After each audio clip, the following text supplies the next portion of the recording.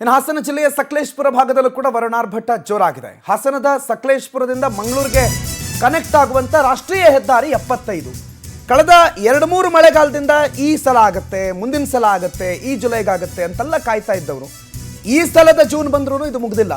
ಈ ಬಾರಿಯ ಮಳೆಗಾಲ ಆರಂಭ ಆದ್ರೂ NH75 ಕಾಮಗಾರಿ ನಡೀತಾನೆ ಇರೋದ್ರಿಂದ ಅಲ್ಲಲ್ಲಿ ಗುಡ್ಡ ಕುಸಿತ ಆಗ್ತಾ ಇದೆ. ಇವತ್ತು ಸಿಮೆಂಟ್ ಮಂಜು ಮಾನ್ಯ ಶಾಸಕರು ಸ್ಥಳ ವೀಕ್ಷಣೆಗೆ ತೆರಳಿದ್ರು. ಅವರು ಎದ್ರೆ ಆನೆಮಾಲ್ ಬಳಿ ರಸ್ತೆಗೆ ಮಣ್ಣು ಕುಸಿದು ಬಿದ್ದಿದೆ.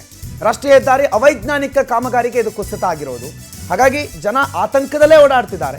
ಮಳೆ ಹಿಂಗೆ ಮುಂದುವರಿತು ಅಂತಂದ್ರೆ ಆ ಮಾರ್ಗನೇ ಕ್ಲೋಸ್ ಮಾಡಬೇಕಾದ ಪರಿಸ್ಥಿತಿ ಬರಬಹುದು. ಯಾಕಂದ್ರೆ ನೋಡಿ ಯಾವ ರೀತಿ ಮಣ್ಣು ಬೀಳ್ತಾ ಇದೆ, ಗುಡ್ಡ ಕುಸಿತಾ ಇದೆ ಅಂತ.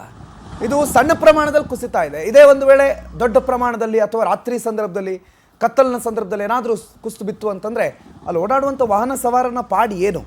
ಕಾರು, ಬೈಕು ಕಳೆದ ಬಾರಿ ಇದೇ ಜಾಗದಲ್ಲಿ, ಇದು ಸ್ವಲ್ಪ ಹಿಂದೆ, ಇದರಿಂದ ಸ್ವಲ್ಪ ಮುಂದೆ ಒಂದು ಜಾಗದಲ್ಲಿ ಕಳೆದ ಬಾರಿ ಇದೇ ರೀತಿಯ ವಿಪರೀತವಾದಂಥ ಗುಡ್ಡ ಕುಸಿತ ಆಗಿ ಕಾರು, ಬೈಕೆಲ್ಲ ಸಿಕ್ಕಾಕೊಂಡ್ಬಿಟ್ಟಿತ್ತು.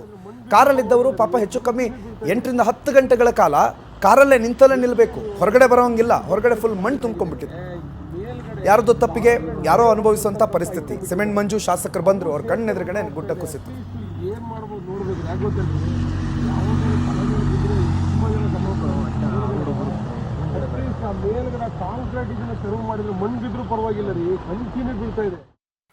ಸಚಿನ್ ಶೆಟ್ಟಿ ಬಗ್ಗೆ ಮಾಹಿತಿ ಕೊಡ್ತಾರೆ, ಫೋನ್ ಸಂಪರ್ಕದಲ್ಲಿ ಜಾಯ್ನ್ ಆಗಿದ್ದಾರೆ. ಸಚಿನ್, ಸಕಲೇಶಪುರದ ಈ ರಸ್ತೆ ಕಳೆದ 4-5 ಮಳೆಗಾಲದಿಂದ ನಾವು ಇದೇ ಮಾತಾಡ್ತೀವಿ, ಪ್ರತಿ ಬಾರಿಯೂ ಗುಡ್ಡ ಕುಸಿತ ಅಂತ.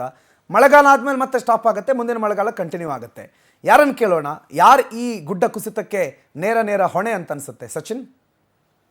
ಖಂಡಿತ ಪ್ರಣತ್, ಹಾಸನ ಜಿಲ್ಲೆಯ ಸಕಲೇಶಪುರ ಭಾಗದಲ್ಲಿ ಅತಿ ಹೆಚ್ಚು ಮಳೆ ಆಗ್ತಿರೋ ಹಿನ್ನೆಲೆಯಲ್ಲಿ ರಾಷ್ಟ್ರೀಯ ಹೆದ್ದಾರಿ 75ರಲ್ಲಿ ಅಲ್ಲಲ್ಲಿ ಭೂಕುಸಿತ ಉಂಟಾಗ್ತಿರ್ತಕ್ಕಂಥದ್ದು. ಏನು ಈ ಒಂದು ರಸ್ತೆ ಕಾಮಗಾರಿ ಇದೆ, ಈ ಒಂದು ಕಾಮಗಾರಿ ಅವೈಜ್ಞಾನಿಕವಾಗಿದೆ ಅಂತ ಹೇಳ್ಬಿಟ್ಟು ಸಾಕಷ್ಟು ಬಾರಿ ಸ್ಥಳೀಯರು, ಹಲವಾರು ಹೋರಾಟಗಾರರು ಕೂಡ ಒಂದು ಆರೋಪನ ಮಾಡ್ತಾ ಇದ್ರು. ಆದ್ರೂ ಕೂಡ ಏನು ರಾಷ್ಟ್ರೀಯ ಹೆದ್ದಾರಿ ಪ್ರಾಧಿಕಾರದವರು ಯಾವುದೇ ರೀತಿ ತಲೆ ಕೆಡಿಸಿಕೊಳ್ಳದೆ ಕೆಲಸನ ಮುಂದುವರಿಸಿದ್ರು. ಪ್ರತಿ ಬಾರಿ ಮಳೆಗಾಲದಲ್ಲೂ ಕೂಡ ಏನು ದೊಡ್ಡ ತಪ್ಪಲಾಗಿರ್ಬೋದು, ಆನೆಮಲ್ಲು ಈ ಭಾಗದಲ್ಲಿ ಸಾಕಷ್ಟು ಪ್ರಮಾಣದ ಭೂಕುಸಿತ ಉಂಟಾಗ್ತಿದೆ. ಹೀಗಾಗಿ ಅಧಿಕಾರಿಗಳು ಭೂಕುಸಿತ ಉಂಟಾದ ಸಂದರ್ಭದಲ್ಲಿ ಬರೋದು, ಮಣ್ಣನ್ನ ತೆರವು ಮಾಡೋದು, ಸಂಚಾರಕ್ಕೆ ಅನುವು ಮಾಡಿಕೊಡೋದು, ಇದೇ ರೀತಿ ಮಾಡ್ತಿದ್ದಾರೆ. ಎಷ್ಟೇ ಹೇಳಿದ್ರು ಕೂಡ ಅಧಿಕಾರಿಗಳು ಯಾವುದೇ ರೀತಿಯಾದ ತಲೆ ಕೆಡಿಸ್ಕೊಳ್ಳೋದಿಲ್ಲ. ಏನು ಕಳೆದ 1 ವಾರದಿಂದ ಸುರಿಯುತ್ತಿರುವ ಮಳೆಯಿಂದಾಗಿ ಏನು ಆನೆಮಲ್ ಬಳಿ ಸಣ್ಣ ಪ್ರಮಾಣದ ಭೂಕುಸಿತ ಆಗಿರುತ್ತೆ. ಶಾಸಕರು ಏನು ಸ್ಥಳ ವೀಕ್ಷಣೆಗೆ ಹೋದಂತ ಸಂದರ್ಭದಲ್ಲಿ ಅವರ ಕಣ್ಣೆದುರೇ ಭೂಕುಸಿತ ಉಂಟಾಗಿದೆ. ಹೀಗಾಗಿ ಎಲ್ಲೋ ಒಂದ್ ಕಡೆ ಶಾಸಕರು ಕೂಡ ಅಧಿಕಾರಿಗಳಿಗೆ ಏನು ಕರೆಯನ್ನ ಮಾಡಿ ತರಾಟೆಗೆ ತೆಗೆದುಕೊಂಡಿದ್ರು. ಪ್ರತಿ ಬಾರಿ ಹೇಳಿದ್ರು ಕೂಡ ಇಂಥದ್ದೇ ಕೆಲಸ ಮಾಡ್ತಾ ಇದ್ದೀರಾ, ಇದೇನಾದ್ರೂ ಮುಂದುವರೆದ್ರೆ, ಒಂದು ವೇಳೆ ಮತ್ತೆ ಮಳೆ ಪ್ರಮಾಣ ಏನಾದ್ರೂ ಜಾಸ್ತಿ ಆದ್ರೆ, ಭೂಕುಸಿತ ಉಂಟಾದ್ರೆ ರಸ್ತೆನೆ ಬಂದ್ ಮಾಡುವಂತ ಪರಿಸ್ಥಿತಿ ಉಂಟಾಗುತ್ತೆ. ಕಳೆದ ಬಾರಿ ಹೇಳಿದಂತೆ ಏನು ಏಪ್ರಿಲ್ ಅಂತ್ಯದೊಳಗಡೆ ಏನೋ ಒಂದು ಕಾಮಗಾರಿನ ಮುಗಿಸ್ಕೊಡ್ತೀವಿ ಅಂತ ಹೇಳಿದ್ರು. ಆದ್ರೆ ಮಳೆಗಾಲ ಆರಂಭವಾದ್ರೂ ಕೂಡ ಇನ್ನೂ ಕೂಡ ಕಾಮಗಾರಿ ನಡೀತಾನೆ ಇದೆ. ಒಂದ್ ಕಡೆ ಕಾಮಗಾರಿ ನಡೀತಾ ಇದ್ರೆ ಮತ್ತೊಂದ್ ಕಡೆ ಭೂಕುಸಿತ ಉಂಟಾಗ್ತದೆ. ಹೀಗಾಗಿ ವಾಹನ ಸವಾರರು ಸಾಕಷ್ಟು ಒಂದು ಭಯದಲ್ಲಿ ಓಡಾಡುವಂತ ಪರಿಸ್ಥಿತಿ ಕೂಡ ನಿರ್ಮಾಣ ಆಗಿರ್ತಕ್ಕಂಥದ್ದು. ಪ್ರಣತ್, ರೈಟ್, ಥ್ಯಾಂಕ್ ಯು ಸಚಿನ್ ಮಾಹಿತಿಗೆ.